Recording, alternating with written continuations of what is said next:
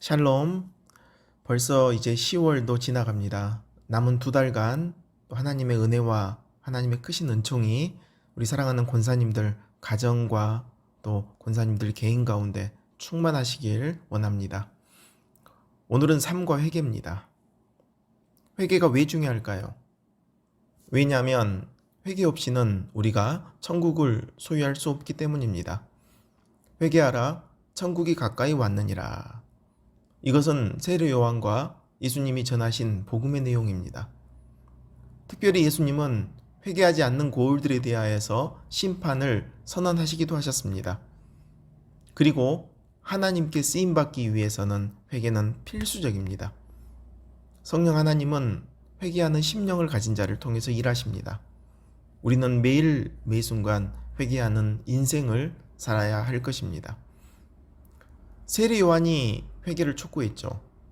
세례 요한이 선포하는 회개는 그 특징 중에 하나가 삶의 열매를 요구하고 있다는 것입니다.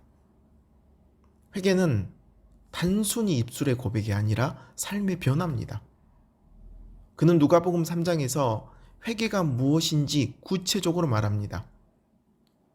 가난한 자를 돕는 것, 자신의 권력을 이용해서 과중한 세금을 거두어 가지 않는 것, 자신의 직분에서 정직하게 행하는 것, 회개는 삶과 연결되어 있습니다. 그러나 이런 요한의 회개의 촉구에 사람들은 단지 자복할 뿐입니다. 입술로만 고백합니다. 그들의 삶이 바뀐 건 아니었죠. 사람들이 다 나아가 자기 죄를 자복하고 요단강에서 그에게 세례를 받더라. 그러나 삶의 변화는 없었습니다. 우리가 아무리 좋은 설교를 듣고 찔림을 받아도 그저 자복에 그친다면 이처럼 공허한 것은 없습니다. 진정한 회개는 예배당 안이 아니라 예배당 밖에서도 이루어지는 것입니다. 나의 회개는 입술에만 머무는지 아니면 삶의 변화를 가지고 오는지 자신을 돌아보며 잠시 멈춤을 해두시고 내게 진정한 회개를 주시라고 잠시 기도하길 원합니다. 아멘. 예수님이 이끄신 회개. 예수님은 복음서에 보시면 예수님의 삶을 통해서 수많은 사람들을 천국으로 인도하십니다. 몇 분의 사람들을, 그 사례들을 한번 살펴보겠습니다. 우리 교재에는 아리마대 요셉이 나오는데 저는 니고데모를 살펴보고자 합니다. 니고데모는 요한복음에서 3번 나오죠. 총 3번이 나오는데 그때마다 니고데모는 바뀌어져 있습니다. 요한복음 3장의 니고데모는 밤에 몰래 예수님을 찾아갑니다. 그저 위대한 선생인 줄 알았죠. 그런데 7장의 니고데모는 어떻습니까? 바리새인들 앞에서 예수님을 적극적으로 변호합니다. 그리고 19장의 니고데모는 십자가에 돌아가신 예수님의 장례를 위해서 향품을 준비하죠. 니고데의 삶이 바뀐 거예요.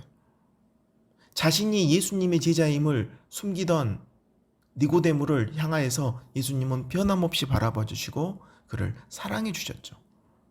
예수님의 사랑이, 예수님의 삶의 모본이 니고데모를 바뀌게 한 것이죠.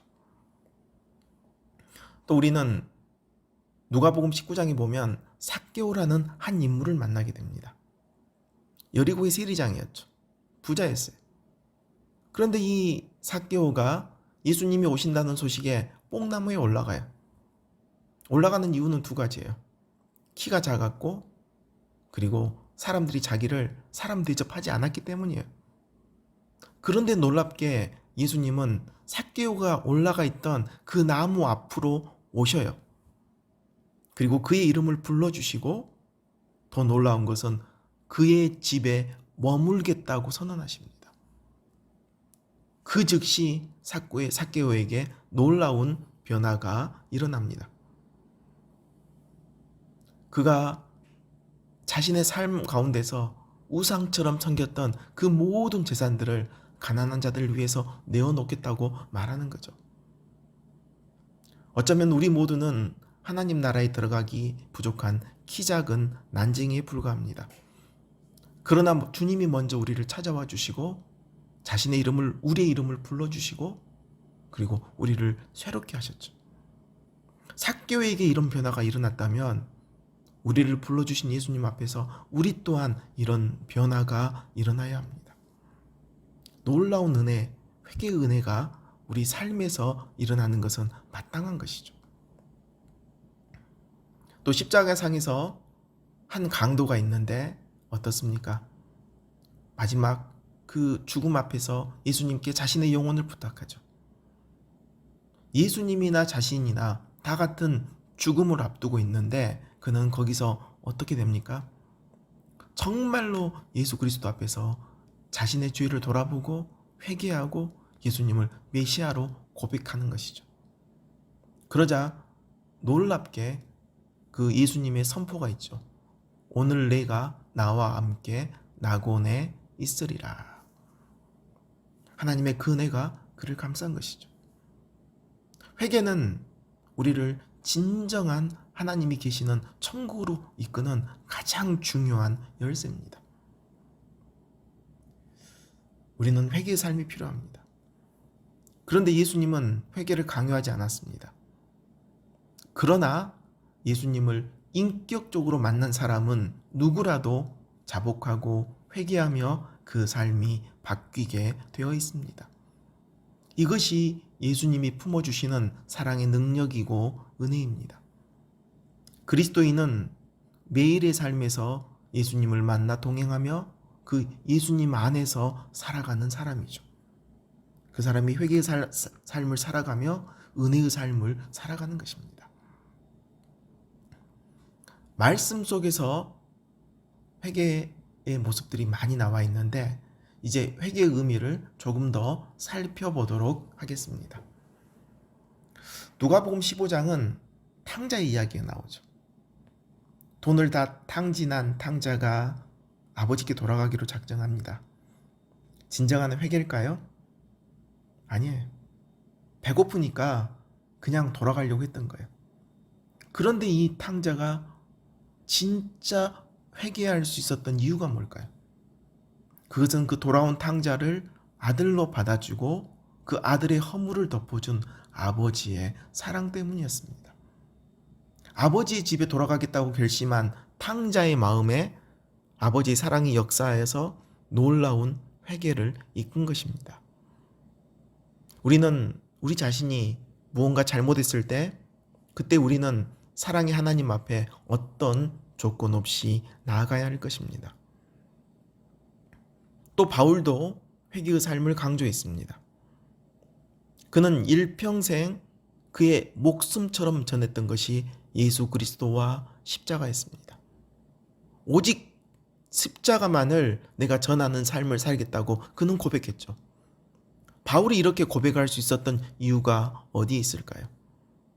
그것은 바울 자신이 얼마나 자신이 큰 죄인이었는가, 얼마나 큰 허물 많은 자였는가를 알았고 그리고 그리스도의 보혈의 능력 가운데서 그가 자유하게 되었고 하나님의 자녀가 되었고 하나님이 주신 그 은혜를 누리기 때문에 감사함으로써 그는 자발적으로 이렇게 했던 것입니다. 그런데 그는 고린도전서 5장 7절에서 뭐라고 말합니까? 너희는 누룩 없는 자인데 새 덩어리가 되기 위하여 묵은 누룩을 내버리라. 우리의 유월절 양 곧 그리스도께서 희생되셨느니라. 누룩을 제거하라는 것은 우리의 옛사람을 내어버리라는 것입니다. 우리의 과거의 모습을 내버리라는 것입니다. 우리 옛사람의 모습, 죄악된 모습은 유월절 어린 양이신 예수 그리스도께서 십자가상에서 모두 담당하시고 죽으셨습니다. 회개의 삶은 우리의 묵은 누룩을 내버리는 삶입니다. 질문 드리겠습니다. 회개의 삶을 위해서 내 삶에서 버려야 될 묵은 누룩은 무엇입니까? 잠시 멈춤을 해두시고 내가 버려야 할 묵은 누룩을 이 시간 성령의 불로 태워주시라고 기도하길 원합니다. 아멘. 또 회개의 삶은 어떤 삶일까요? 우리 이 시간 갈라디아서 2장 20절의 말씀을 함께 읽었으면 좋겠습니다. 화면에도 있습니다. 시작. 내가 그리스도와 함께 십자가에 못 박혔나니 그런즉 이제는 내가 사는 것이 아니요 오직 내 안에 그리스도께서 사시는 것이라. 이제 내가 육체 가운데 사는 것은 나를 사랑하사 나를 위하여 자기 자신을 버리신 하나님의 아들을 믿는 믿음 안에서 사는 것이라. 아멘. 예수 그리스도의 사람은 내 자신을 위해 죽으신 예수님을 위해 사는 사람입니다. 예수 그리스도와 함께 죽은 사람은 예수 그리스도가 그 사람의 속사람 속에서 살아서 그를 통치하며 지배할 것입니다. 내 안에 계신 예수 그리스도를 위한 삶, 이것이 진정한 회개의 삶이죠. 또 회개의 삶은 그 삶이 겸손합니다. 그리고 주님이 주시는 그 부르심 앞에서 살아갑니다. 푯대를 향하여 그리스도 예수 안에서 하나님이 위에서 부르신 부름의 상을 위하여 달려가노라. 주님의 십자가 사랑에 붙들려서 교만이나 자만에 빠지지 않고 더욱 겸손히 주님을 쫓아가는 삶입니다. 그리고 회개의 삶은 하나님의 사랑을 깨닫는 삶이죠. 바울은 자신을 부르신 하나님의 사랑을 분명히 알고 감사했습니다. 그는 결코 하나님의 사랑을 의심하거나 하나님의 택하신 은혜에 대하여서 흔들리지 않았습니다. 여러분은 어떻습니까? 하나님이 부어주시는 그 사랑의 은혜를 변함없이 붙들고 계십니까? 내가 하나님의 그 사랑 가운데서 정말로 그 하나님의 사랑에 감동되어서 하나님만을 위해서 내가 살겠다고 고백하고 계십니까? 질문 드립니다. 나는 진정으로 하나님의 사랑에 반응하며 살고 있는지를 돌아보며 내 자신을 돌아보며 주님 앞에 그 사랑에 붙들린 삶이 되게 해달라고 기도하기를 원합니다. 아멘. 이제 결론입니다. 회개는 우리의 삶으로 드러나야 합니다. 입술이 아니라 삶입니다. 그리고 더 중요한 것은 회개의 본질은 하나님의 사랑에 대한 우리의 반응입니다. 하나님은 우리를 너무 사랑하십니다. 그 하나님 앞에 내가 반응하며 내 묵은 누룩을 던져버리고 예수님과 동행하는 것, 이것이 회개의 본질입니다. 하나님의 사랑에 합당하게 반응하며 그 삶이 주님께 향기로운 예물이 되시길 주님의 이름으로 축원합니다.